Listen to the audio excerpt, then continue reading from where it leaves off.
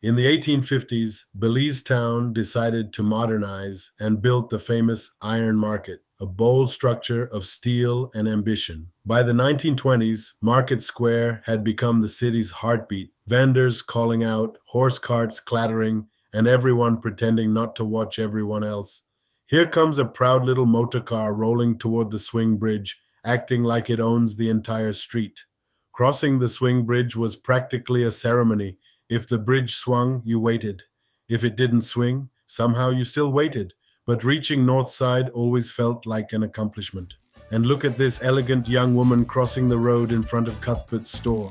Proof that Belizean women have been effortlessly stylish long before fashion magazines existed. Queen Street in the 1920s was alive with energy, shops buzzing, students hurrying to the National Correspondence School, and the city moving at that familiar Belizean rhythm.